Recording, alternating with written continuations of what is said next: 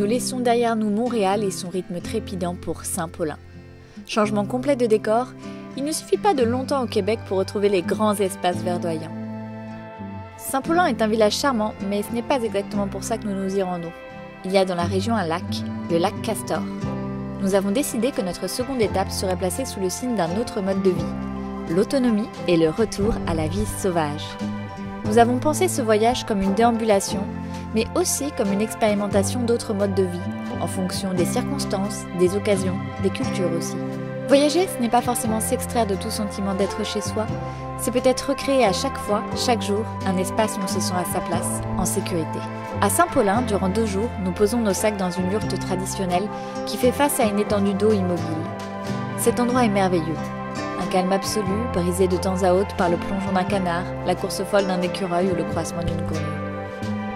À peine arrivée, ma route croise celle d'une couleuvre du Québec, juste devant notre yourte. Magnifique animal. Elle ne prend pas peur, alors je me pose à côté d'elle et nous passons 1 heure immobile côte à côte, l'humain et le reptile.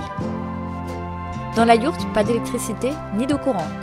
La yourte, c'est l'habitat traditionnel de nombreux nomades vivant dans l'Asie centrale. On pense immédiatement aux Mongols, évidemment.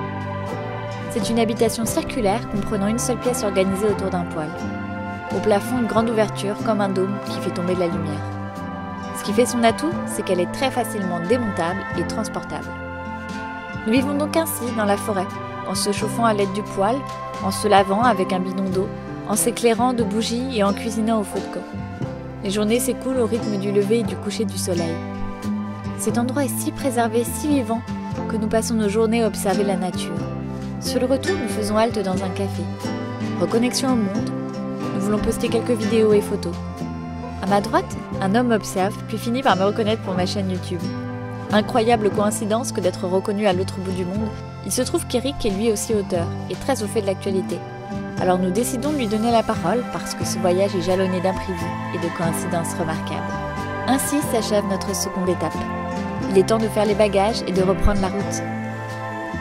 Notre parenthèse, c'est 3 pays, 36 étapes et plus de 36 000 km. Nous n'en sommes qu'au début.